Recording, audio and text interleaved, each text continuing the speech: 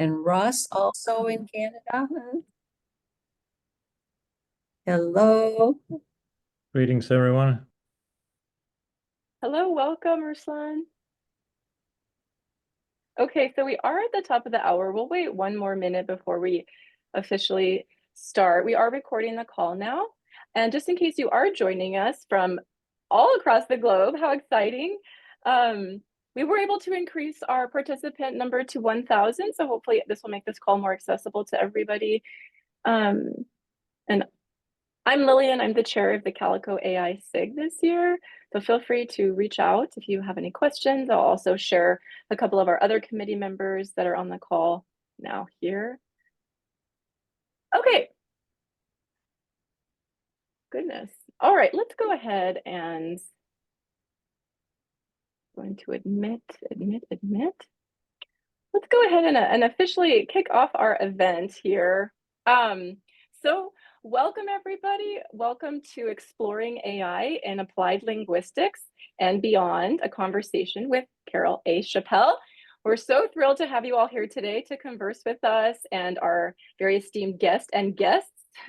So I'll just present a really brief agenda here before we are able to get into our conversation. So we'll do some brief introductions just so you know who we are hosting this event, provide a very brief background to the special interest group, present some housekeeping items, how this conversation come up, introduce our guests today, and then open it up for introductory remarks from our invited scholar, and then start with our discussion, which we've prepared some guiding questions, but really, we'll start with our guiding questions and then go from there for our larger open discussion.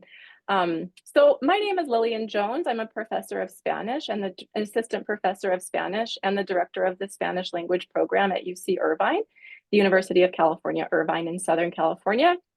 As it relates to the conversation today, I am the chair of the CALICO Special Interest Group on Artificial Intelligence.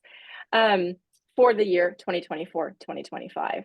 So we also have a few other of our SIG special interest group committee members in the audience today, and definitely quite a few CALICO members and possible folks from our sister organizations too, such as IALT, JOTCall, EuroCall, which I'm really thrilled to see. I would like to take a second to introduce two of my other SIG members so you all meet them, have a chance to connect with them, and of course, importantly, feel free to direct message them if there's any issues or you have any technical questions. Our other SIG members in the call today are Alessia Pavlenko and Angel Angora. So you can go ahead and say hi if you'd like. Hi. Hello and welcome. Okay, great, thank you. Okay, so the CALICO AI Special Interest Group was officially approved during the 2022 CALICO conference in Minnesota, and the first meeting was held during the 2023 conference in Pittsburgh. So far this year, we have hosted a successful idea swap on transparency and accountability in AI earlier this year in October. For the 2025 CALICO conference in San Diego, we are hosting a panel titled Artificial Intelligence, Critical Lenses with a Critical Mind, where we will really be digging into examining AI from a critical lens, a critical manner, but also keeping the creativity of the human at the forefront. We are currently confirming our panelists, and if you are possibly interested in presenting yourself as a panelist about the topic, please feel free to email me directly and we can chat about that. Okay, just real briefly, before we dig into the core of this event, I just wanted to mention a few housekeeping items. So the response to this event was massive, and we are stoked to have so many people want to be a part of this conversation. And so we want to make sure that we just communicate expectations and offer solutions to any challenges that arise.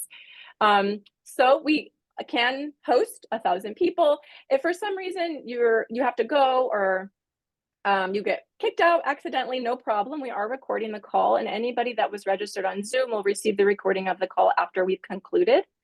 We also encourage you to ask your questions using this poll everywhere link, which my colleague will drop in the chat now. The reason you can also use the Zoom chat. The poll everywhere link is awesome because you can upvote questions that have already been asked. So by upvoting a question, it'll move to the top of my screen and I'll be able to quickly see the most popular questions so we can help filter those questions by popularity. Please stay muted unless you have a question to ask during the Q&A. So this is a conversation, and so we'll say, okay, now what questions do you have? So please, of course, ask your questions and offer constructive comments. But when you're not doing that, we just want to ask that you please remain muted. Of course, please do use the Zoom chat for discussion as well. We'll do our best to monitor the Zoom chat to address questions. We may not be able to get to every single question, but that's okay. We'll do the best we can. And then, of course, again, for any event questions or technical issues, please directly message Alessia or Angel. So a couple of months ago, our SIG committee, we were having one of our meetings and we were excitedly talking about this book, the book that we're talking about today. And we thought how wonderful it would be to ask our guest, Carol Chapelle, to discuss with us her thoughts on the design, content, goals, and implications of the book. And so I'm going to just move over here to my screen. Today, so we're talking about the book Exploring AI in Applied Linguistics, edited by Carol Chapelle, Gulbahar, Becket, and Jim Ranalli. So I don't want to take away too much about the details of the book, so I don't want to steal anybody's comments or thoughts, so I'll just be quiet about that and move on to introducing Carol Chapelle. I'd like to introduce Dr. Carol Chapelle, who is a distinguished professor of liberal arts and sciences at Iowa State University, where she teaches in the doctoral program in applied linguistics and technology. Her recent edited book with G.H. Becket and J. Ranalli is among the first edited collections to explore the use of generative AI in applied linguistics, exploring artificial intelligence in applied linguistics. So reputation precedes us. We're so thrilled to have you join us. And thank you so much for your time today. We really appreciate you just taking a moment to talk with us today. So welcome. Well, thank you. And I'm certainly happy to be here. It's really great to see everybody. Many people I know, the ones that are appearing on my screen anyway. And so this is extra fun. Really appreciate everybody joining today. I am interested in the comment that the CALICO Artificial Intelligence Special Interest Group started in 2022. Because I was a member of the CALICO Artificial Intelligence Special Interest Group in about, I was trying to remember, maybe 1985 or it was somewhere, sometime in the 80s. Because artificial intelligence has been around for quite a while. And back in the 80s, it really looked, I mean, a lot of people in CALICO were working on artificial intelligence. And we're integrating this into their research projects. There was lots of development going on, but back then the artificial intelligence just wasn't very good because it couldn't handle the language very well. And so there were definitely some limitations on what could be done there. And there are a few people on this call. I know Phil remembers this era as well, and Dorothy does. Yeah, Dorothy worked on projects with artificial intelligence. Today, it's for some of us, I can't quite call it a deja vu, but in the sense that people are really excited about artificial intelligence in various ways today is a little deja vu, but at the same time, the capabilities are just so dramatically different that in the 80s, artificial intelligence was a topic of interest to a few of us kind of strange people in language teaching. I mean, this was Calico's beginning, right? It was the geeks in the basement, who were working with the technology. But today, the capabilities, the spread, just the massive implications are just so much greater. So I am delighted to be able to be participating in artificial intelligence work again and joining the AI SIG again, 35, 40 years later. Thank you so much for providing that context there. I do apologize because I was not aware of the precursor of this conversation in the art organization. So I really appreciate you sharing that. Yeah, absolutely. It went away. I mean, because at that time that predated social media, right? Mm-hmm. And so that was before internet, so it was that's where the interest and energy was. But then as soon as the internet came along, poof, everything changed. And there was so much more productive kind of work that could be done than what was being done in the artificial intelligence labs and the attempts there. Mhm. We have prepared 3 guiding questions for the conversation. And I say guiding because we do want this to be semi-structured, open conversation where all of you all can really feel free to ask your questions and provide insight, offer comments, like I mentioned before. So to kind of help get us started, I will go ahead and share our first guiding question. I'm trying to think of some synonyms for this question, but we were first wondering if you could discuss a bit about the framework and approach behind the book. And the motivations kind of seems a little bit obvious, but I don't want to assume anything. So this is our first question of discussion. Yeah, I mean, it is a really good question because the book, it's an edited volume, and it comes from our Technology and Second Language Learning Conference that we held in 2023. And again, a little bit more history. And we've held this conference at Iowa State University for the past, let's see, this was the 21st year. And the theme is whatever's going on, whatever the hot topic is in technology and language learning. We have graduate programs that are really focused on technology and language learning. Our PhD is in applied linguistics and technology. So this in 2023, so we would have been writing the call for papers, thinking about it at the end of 2022. Okay, so we can catch the time frame here. End of 2022, beginning of 2023, we were writing the call for papers, and I mean it was just obvious what the theme was going to be, right? We had to pick up on this incredible thing that had happened to all of us, in November of 2022. And so that was part of the call for papers, is to ask for research and what people were working on in generative AI. And so we got lots of papers on lots of different topics, and including a lot on generative AI. And based on the papers that were presented, we saw some themes, and we saw great interest in both in the conference and in the topics that people were working on, and it was all really new. And so we just pulled from those conference papers some that we thought we could cluster together that would kind of showcase what people were working on in AI, because that is of great interest in the field. And so we followed through with the authors and got the submissions for the book. We thought about doing it a number of different ways. I mean, as people who do publishing, I mean, you always think about, okay, should we do a book? Should we do a special issue of a journal? Should we do one of the CALICO book publications, special publications? So, I mean, we talked about all these options, but ultimately, I mean, part of the value and excitement of what we had seen at the conference was that it's really now. It's really like, this was in the first year, this is what people in our field picked up and started working on.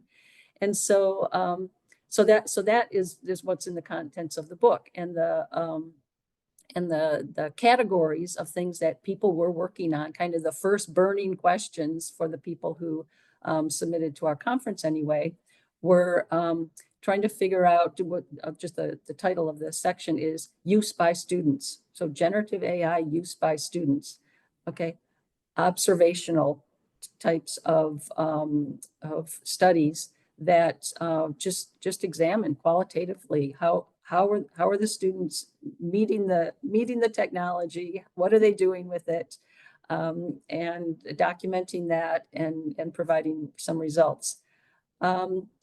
For that section, I think I'll also point out that this is a recurring theme in our field of technology and language learning.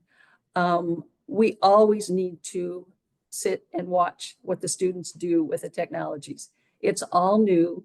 The technology is unpredictable. we don't know what happens when the students meet the technology. And so this was I was really glad to see that we had some submissions and some presentations in that area. The second category was AI and language assessment. And language assessment is one of the areas of concentration in our doctoral program. And so I wasn't really surprised to see papers on language assessment, but we had a number of different ones. The use of generative AI for rating, a study evaluating that, a study evaluating the use of generative AI for producing test items, some detailed ones about looking at which approach is better, the generative AI versus a feature-based approach, and a few things like that. So that was language assessment. The third part is we just called research issues. And one of them was researchers in second language acquisition who were exploring the use of generative AI for coding their interlanguage data. So for identifying errors in a way that would be not they weren't trying to work with students with this, they were working with students' language as researchers to try to see if the AI could do some of that very time-consuming coding in a reliable way. And then another paper that I thought was extremely fascinating and forward-looking was it was testing the generative AI and its capacity for working with language in different ways. And so there was a continuum of different ways that they tried out. But just to give example, for example, creating examples, creating language versus explaining what the AI sees in the language. So they call this, acting as the like a person who creates examples, the speaker acting as the speaker versus acting as the teacher. And so that was a systematic study that was done. The final part was on teacher education. And there were a couple of very exploratory studies that both of them were just looking at what happens when the teachers meet the AI and documenting that. So those were the 4 sections. And then we of course, wrote an introduction and a concluding chapter that kind of talks about where we are and what's next. And so that really helped us putting together. I'm glad we did this volume because it really, it's been really useful. It's been downloaded 9,000 times or something like that. So I think ultimately, I think our choice of publication venue and timing was right on. But putting it together also really helped us to look forward and to set up the next year's conference, which we had at the end of October. So right now we're in the process of putting together another volume for the presentations at that conference. So that's kind of the context of it, and it talks about what was in there. But I also have to say one more thing, because I just noticed that Matt Schultz is here, and he's the AI guy. He was the guy who was doing AI, before all the rest of us, or before the rest of us knew anything about it. So anyway, I just noticed him on the screen.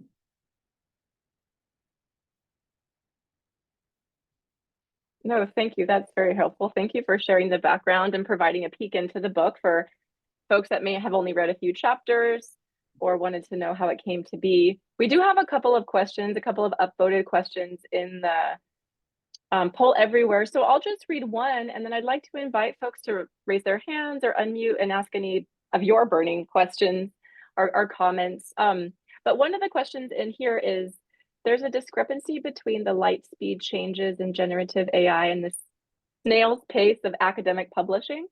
What, if anything, can or should researchers do about this challenge? Yeah, I mean, yeah, we are talking about that every week at my research group. We are talking about that and kind of strategizing on how to address it. And I don't have a great answer. I think that I would add one more bit of complication to it, and that is the academic publishing world is so much more confusing than it once was, because there are all these journals that pop up, and when you're looking, especially when you're looking to find research in artificial intelligence, you get out of the language journals, out of the applied linguistics journals, and so you're off into, you don't know where. I mean, you don't know about the the credibility of the journals and who's publishing them and all of these kinds of things. So it's a wild world out there, I think, in publishing. One thing, well, I'll just give an example of what we're doing with one project that I'm working on, in order to, I don't know if it addresses it, but in the face of such issues, one project I'm working on is looking at just the basic, comparison, like can teachers tell the difference between the AI and the student written papers? Okay, so a basic question. And so we are collecting some data, and at the same time, we notice a call for an electronic publication that wants something fairly short.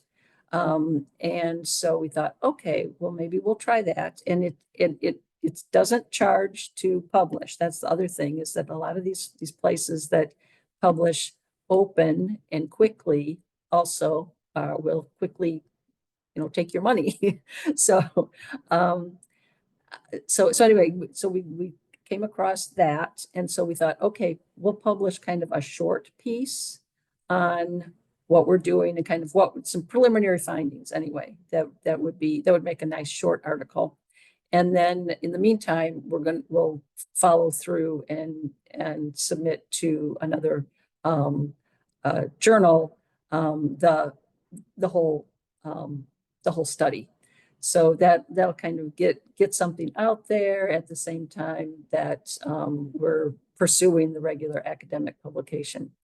I think that, especially for people who are, well, I guess, for most of us, actually, I guess, we need to publish in the academic peer-reviewed journals.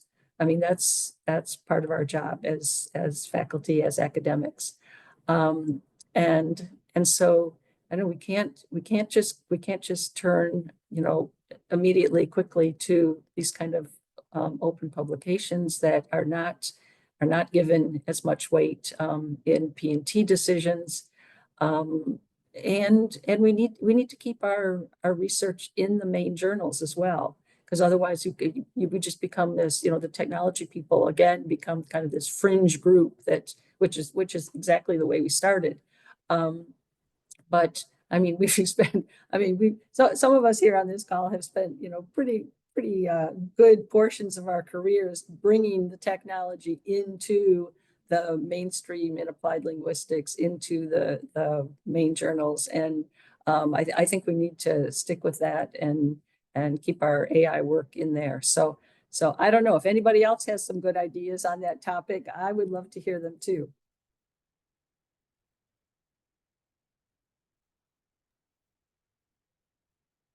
Yes, thank you so much. All very helpful. I would like to invite anybody to share or ask questions or add any follow-up to Carol's comments here. Hi, this is Sandy Wagner. I'm with the Defense Language Institute.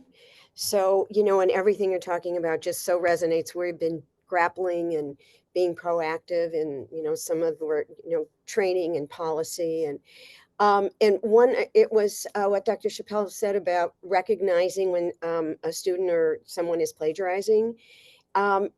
We found, because we'll have in-house professional development, and all our teachers are second language learners. They come from the countries where they speak the language to train our military. And you can tell because you get used to it, or you understand. And even from some of our students, and I know it's not the most scientific, but as teachers, it's an intuitive process. So we will go back and in the beginning, I don't think there was any maliciousness there. It was just, hey, this is cool. I can turn in an assignment, not realizing you're not only plagiarizing, but you're compromising the ability of a language instructor to see where you're making mistakes. So we've done a lot of hand-holding and mentoring, but thank you for mentioning those points, and we still have a long way to go, I'm sure. Appreciate it. Yeah. Yeah, I think Sandy, I mean, what you bring up is the kind of thing that comes out in the research, even when researchers are sitting there watching the students. There are some students who won't touch the AI because that would be wrong, and they know that they shouldn't use the AI in their writing. And then there are other students who see that as well, that's the efficient way to do it. So yeah, there's this whole range of beliefs that the students, I don't know if they come with or they develop somehow, but anyway, they're just, if there isn't any guidance from Right. from above, then you just get a whole range of kind of reactions to it among the students. Right. Yeah. Yeah, thank you.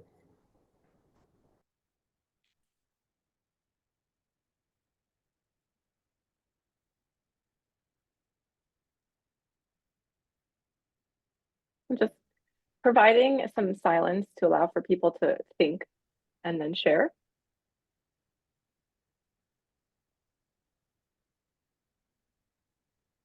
Okay, I can also offer another. Go ahead, please. Yeah. Oh, hi.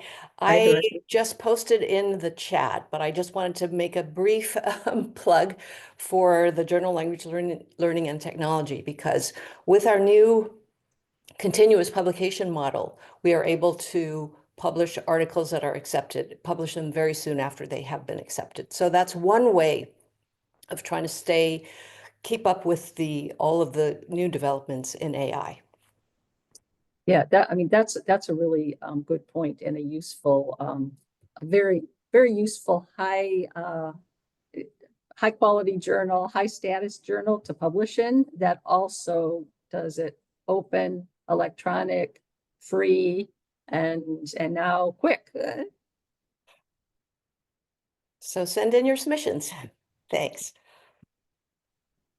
Thank you, Dorothy. Okay, I'll pose one more question from the poll everywhere, and then we can move on to our next larger guiding question. One question that has been upvoted has been, do you think there is still a gap in the literature about best practices of how to use AI by in-service, by teachers?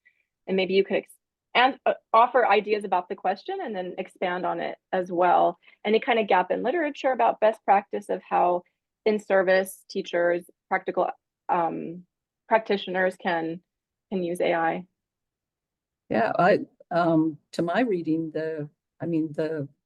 that is a gap. I mean, it's I don't, I know there are pieces here and there, thought pieces, et cetera.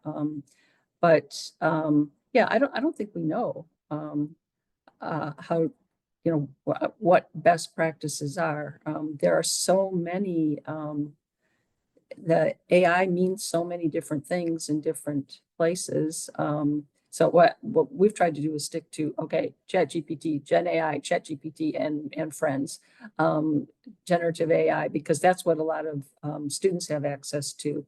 But a lot there are different ways of configuring the software. They're different. So anyway, it doesn't even mean the same thing. Always mean the same thing. But then yeah, I think it's wide open as to what some of the considered best practices are. There's a lot of discussion about the need for guidelines. There are lots, I guess there are lots of kind of do these kind of tasks, those kind of brainstorming before writing, playing games with it, having it produce, texts and text-based exercises. I think that from what I've read anyway, some other people here I'm sure can provide some good pointers here. But from what I read, it's very kind of armchair. You can try this or better. I tried this in my class, and so I think we're really in early days. I think the new AI SIG I think is positioned to maybe do a call for papers and do plan one of the book projects from Calico, because that would be something that would be very welcome in the field.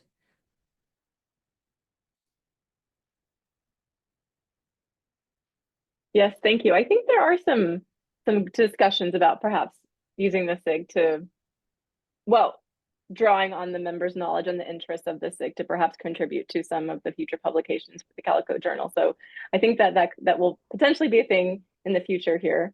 Yeah, I mean, I the wanted, journal, yeah, no, the journal that Dorothy mentioned, Technology and Language Yeah. Learning, it does have a special issue on AI that's just fairly recent. And so I think, you know, and lots of journals are publishing special issues. I know the Journal of Second Language Writing just they had a call, I think, so that should be coming soon. TESOL Quarterly had a call, and that should be coming soon. System had a call, that one should be coming soon. There are probably about 3 more that I'm not thinking of right now, but so I think this is definitely a topic on everyone's mind, and so I think the research it will be coming here within the next couple of years. It's just really early, as we have just been discussing. It's early in when we consider the pace of publication. Yeah. I also wanted to just briefly mention the question and then your comments about best practices.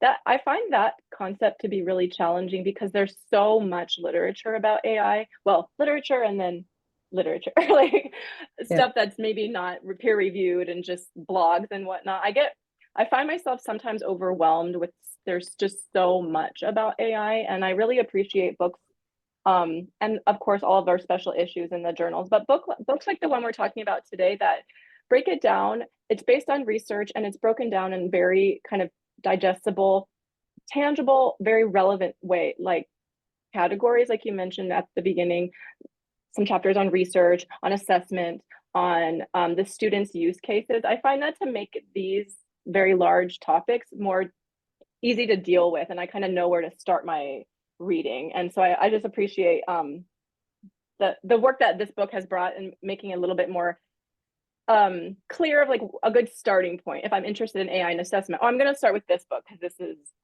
these people and it's come from the classroom. Or what are students doing? Like, where do I start? Okay, it's also in the same volume. So it kind of just helps make it a little bit more manageable. Yeah. Good.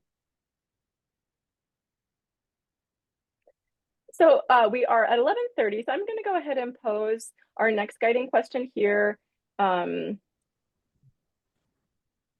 Although there will be a lot of overlap since we've got a lot of different comments going on today. So some of this may have been covered in previous questions and comments, but we'll just go ahead and share.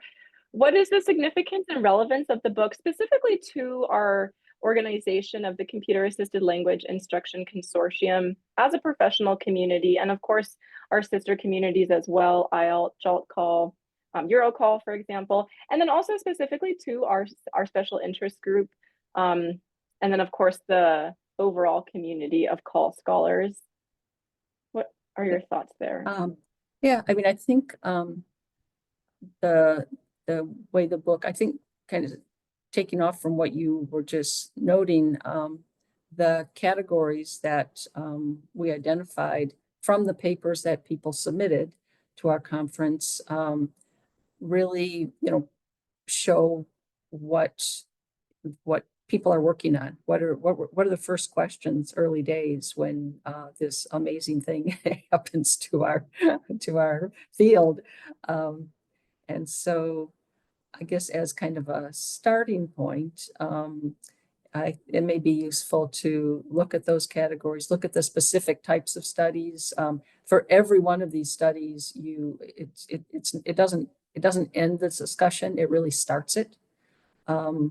They are, you know, preliminary, small n on almost every one of them has you know, fairly small numbers of participants.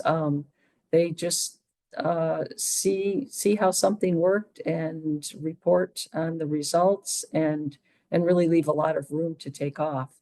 So I guess one question is sort of where how do each of these areas develop for the in the future. At our conference this past year, we based on the categories we found here, conference this year, we focused a little bit more on language. So the language of AI, the language that the AI produces. And, we as linguists, I think I should say we as applied linguists, I think have really useful perspectives on that. I mean, the generative AI in interaction is, it pretends to be human, so how does it do that? What are the characteristics of the language, the characteristics of the conversational exchanges that it uses that create this this kind of appearance of humanity. So anyway, we asked for a little bit more about language, but again, then it was teaching and learning. For this next book, the biggest part is going to be teaching and learning, and then also a big part about assessment as well. But then, I mean, teacher education. I mean, when we just started, we were talking about TPAC. That's huge too. I was just working on another project where we're trying to we're just trying to talk about TPAC now, and it's I was trying to package it into a little segment of this of the paper I was working on, and it doesn't really fit in a little segment because it is really so complex, and so there's a whole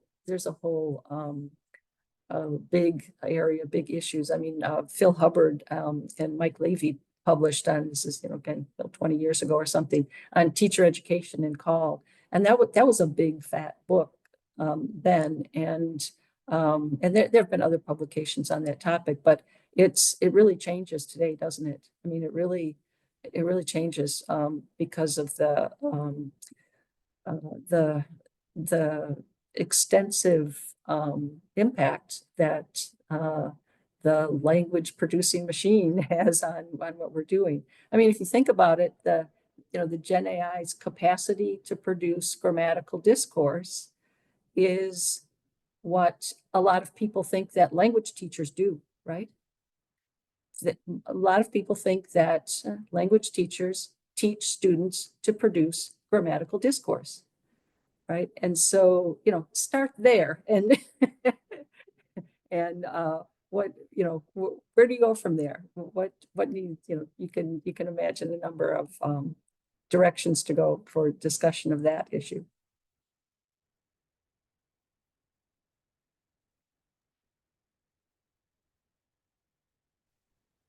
I'd like to open it for anybody to follow up or add anything or offer comments or ask questions. Now is the time.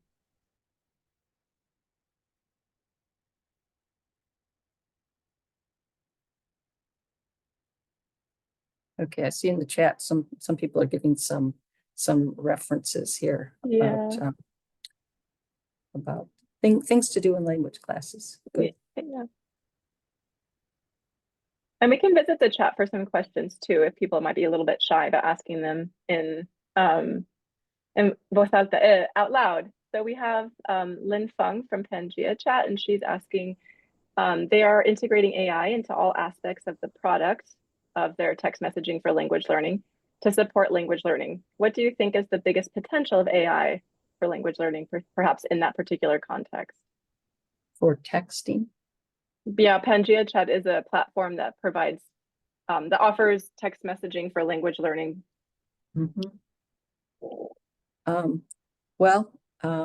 I guess I would wonder how it's being integrated.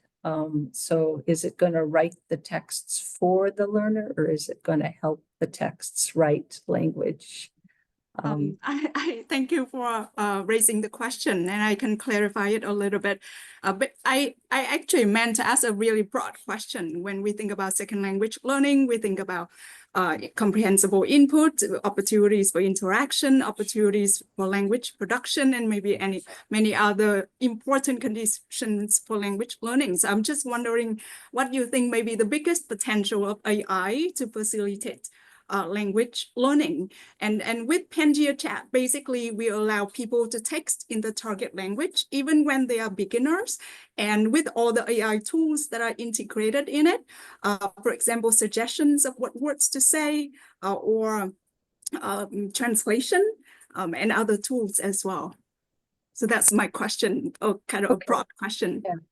Yeah, I think that that additional detail is really useful because it sounds like the text platform allows students to get help with their texting, because we know that the AI will just rewrite the text for the students, right? The AI will be happy to do that. In fact, the AI, just thinking about the general out there AI, it would prefer to just rewrite whatever the student produces than to deal with the explaining, suggesting, etc.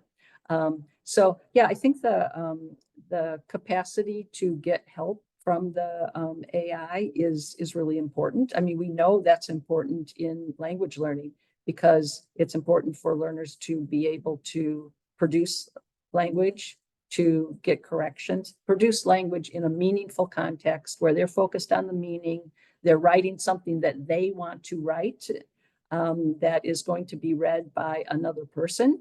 And so it's important to them, the meaning is important. And so to help them to get their meaning expressed in a grammatical way that they have to engage in, they have to work on it to actually produce the final text production. That seems to me extremely productive. And, you know, in larger scale, I mean, you can think about that not just at the level of text, which is great for beginners, but at larger chunks of discourse, if learners have the opportunity to get that kind of help, as opposed to getting the AI to write things for them. That seems to me to click all of the important triggers for language acquisition. So good, congratulations on your text, helpful text. That's what I'm a French learner, and that's what I would like. I would like to, there are a number of people who I could write to in email. Anne-Marie, who is here, is one of them. I would like to write to her in email in French, but anything I write, I need to go through this process of pasting in another window and getting, asking Google, or this is in the past anyway, asking Google, etc. And so it takes too long to do that for my quick email. Whereas it sounds like your text system is set up exactly for that, to write the quick message, but also to get the help right in that same little window. So that sounds extremely useful.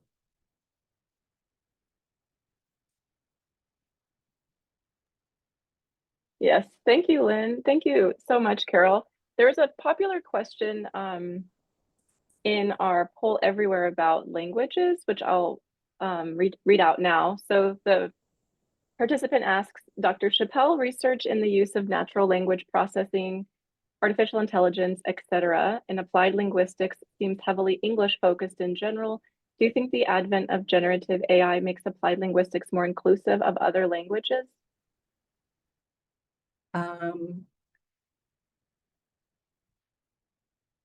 Yeah, I don't know. I guess because at this point anyway, the majority of research and the majority of data that the AI has eaten at this point is in English, right? When you look at the fraction of data used to train AI for English, it's, you know, huge. And then for other languages, you know, French and Spanish, and then it just goes down. It just dwindles. It's like not half, not a quarter, not even like, you know, it's just so much smaller.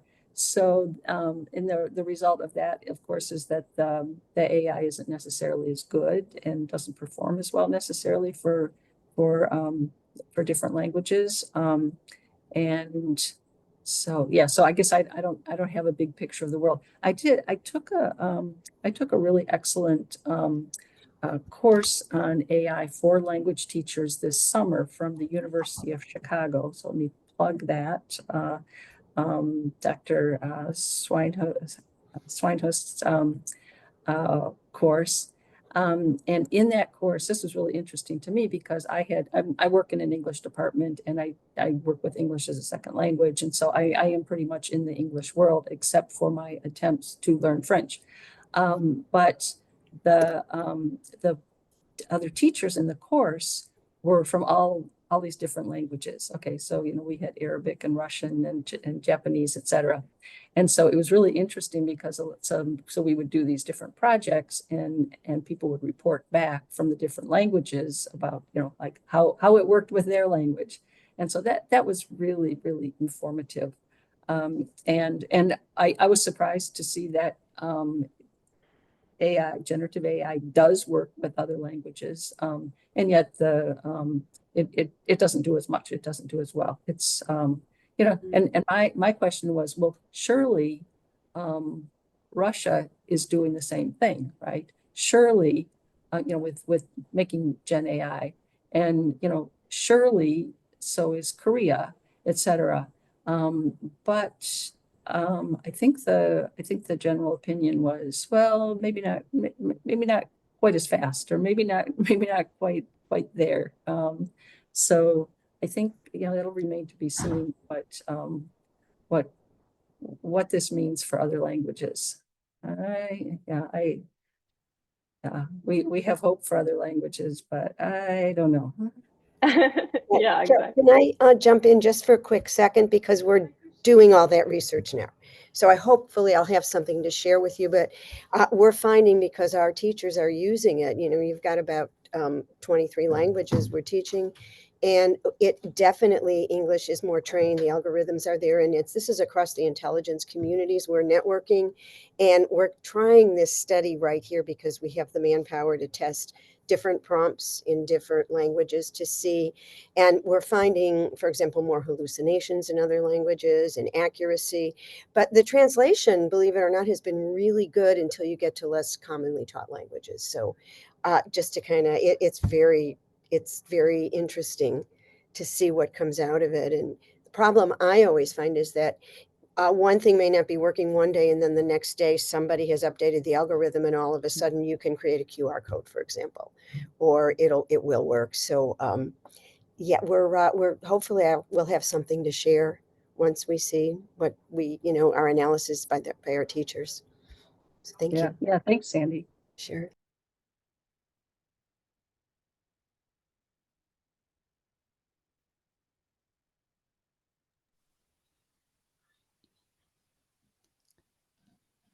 Hello. Hello. Hi, Carol. Angel here. Hello. Hi. We had the chance to talk in the Iowa conference very Yeah. briefly. Something that came up in one of my classes from one of our students is we use a third-party company for students to talk and practice their Spanish language with native speakers. And they have to sign up and talk to them. And in one of our discussions, one of our students said, well, the time is coming. We don't have to sign up anymore and look for coaches around the world. It'll be just an AI that we will be talking with. And this hit me really strong when he said that. And of course, this brings the topic of visualization. How do we visualize the future? Right. AI. And I've read a few quotes. For instance, one of these, please forgive me, some of you are going to penalize me for saying this, Elon Musk's quote. It says that the pace of progress in artificial intelligence is incredibly fast. The risk of something seriously dangerous happening is in the 5-year time frame, maybe at the most 10 years. So that's just one of the quotes. And I wanted to ask you, with your experience and working for so many years in AI, what aspects of that future have you been thinking about perhaps that will impact more what we're doing in the classroom and in research? Yeah, that's the big future question, which I don't think anybody really knows how to answer. I know I don't. I try to think about the future in terms of where we are now, what we have available to us, and so what, the kind of the immediate action plan, the need to understand, the need to engage, the need to constantly be updating and educating ourselves so that integrating the current practices, current AI capabilities, integrating that knowledge into our own classes so that students are kind of learning what the connection is between AI and what it is they're studying, whether they're studying applied linguistics or whether they're studying Spanish. How does their teacher see this connection? The students need guidance from teachers.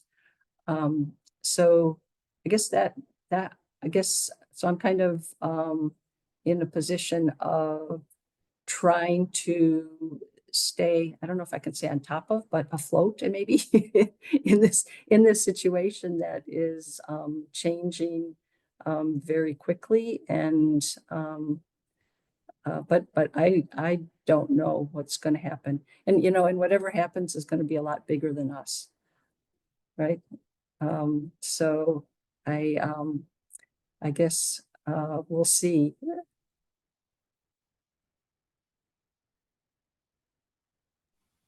Thank you.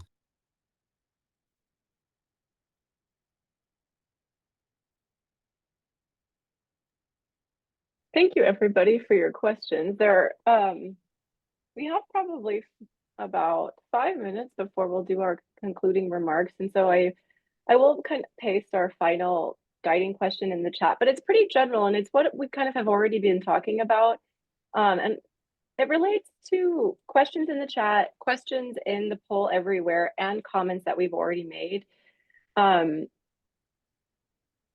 I think I might condense some of these ideas to a question about emerging pedagogies that are more inclusive of AI, and in a general and a really specific way too. What are some general concepts or things we can think about? I really liked how when Angel asked this question, you were thinking about, when you think about the future, we think about where we are now, what we have available, and what's our immediate action plan. In that same line of thought, what do you think about I don't want to say AI-based pedagogies, but pedagogies that include AI in general, but also specific actions as well? Mm-hmm. Yeah, well, I think that's really important to have AI, an AI plan for whatever assignment you give. I think you need to let the students know how AI fits or doesn't fit in the assignment. What I do, I'm teaching graduate classes, so it's not the same as teaching writing or teaching a language class exactly, although it's not entirely different either. Students are writing, students are doing projects, students are handing things in. And so I put in my syllabus what the overall rule is about AI, and I let them know that I don't want them in my graduate class. I don't want them even generating ideas by talking to the AI. And I explain why. This is we're learning how to be professionals. We don't know where those ideas came from that we're getting from the AI.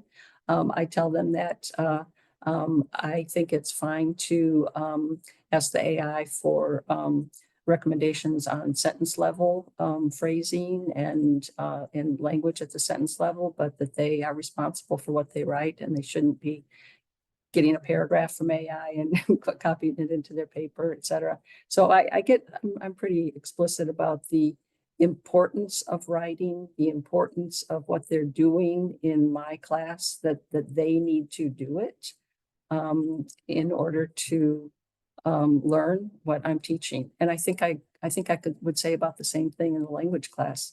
And then for any particular assignment that I have, yeah, sometimes we have some AI, built into it. For example, in my class on second language acquisition, we tried to get this was ChatGPT 3.5, this was last spring. We tried to get the AI to produce something that looked like learner language, because in second language acquisition, you study interlanguage and you look at learners, errors or whatever you want to call them.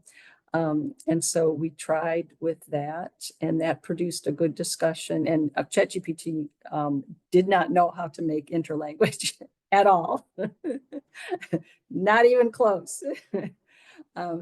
And so when they were looking at that, and so they'd say like, oh, but why not? I mean, well, and so always the answer, right? When you get in these conversations, the answer is, oh, the prompt wasn't right. You didn't prompt engineer well enough.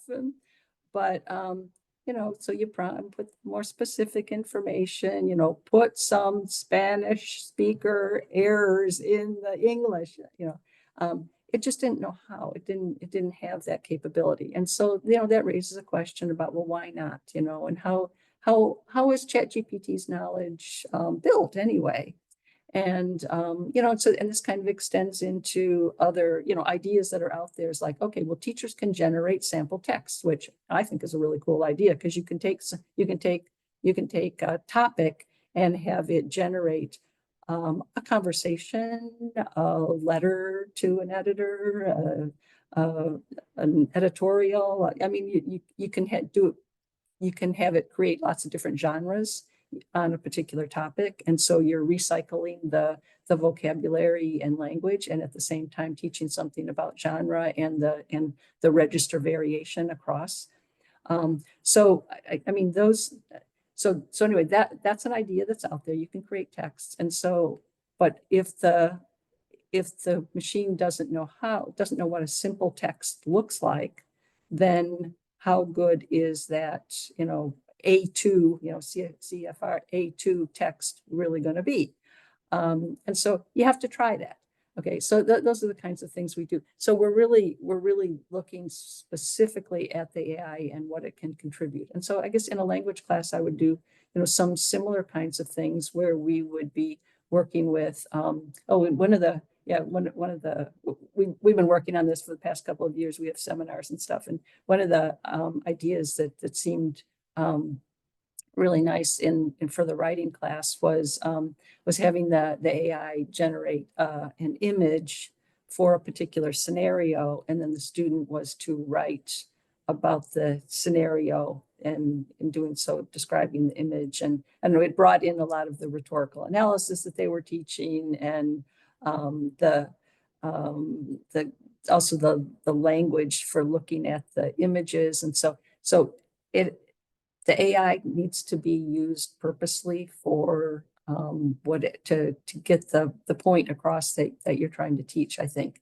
And so that's why when people say, well, how can you use Gen AI in teaching? Well, what are you teaching? What are you trying to get students to learn? It's a question with, just hundreds and hundreds of answers, I think. But the only way of getting there is really to learn about the AI, to play with the AI, to do it yourself. I work on my French with the AI. I have conversations with AI in my French, and I love how it produces whatever kind of baby language I produce. It converses with me and gives me back the real thing, and and it just boosts my level for the kind of somebody was talking about the comprehensible input. I mean, it's, and it's on my topic, and I'm getting comprehensible input on it in conversation. So I get to really, participate. So anyway, we're going to run out of time here if I keep talking on these topics. So I should probably end it. No worries. Thank you. I think that was a good segue because of a comment that you had just made about, I can't remember how you phrased it, but there are 1,000 ways to answer this question, or there are a billion ways to go down this path. And I think that we run into that with all of the questions and all of the comments, because it's such a huge topic. But it's also very granular, but there's also a lot of uncertainty. So no worries. We can keep talking. But yes, so thank you so much for being mindful of time, and we want to be respectful of everybody's time. Thank you so much again, Dr. Chapelle, for coming and sharing your insight and for putting this book together for us all. And thank you everybody for your joining in our conversation and listening and asking your questions and providing your input. There was a lot of chatter in the chat. So that's excellent. I will save the questions and I will save the chat, the questions that were posed in the poll everywhere to help inform future programming, because those could be really helpful for any follow-up discussions that we might have. Before we close out though, Carol, do you have any final remarks or concluding remarks you'd like to make? I just want to say thank you and how great it is to see everybody here. It's just, yeah, it's wonderful. What a fun thing to do on a Friday afternoon. I really appreciate the work that you put into this, Lillian, and the whole SIG, and thank you everybody for coming. Thank you so much. And you're welcome. This was wonderful. I hope everybody has a wonderful and safe and happy weekend. Take care. Take care. Thank you. Thank you.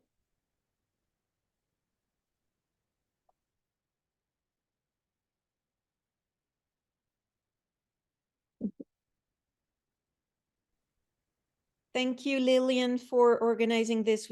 It was wonderful. I really enjoyed it. You're welcome. Thank you for coming. Edwige, take care. Take care.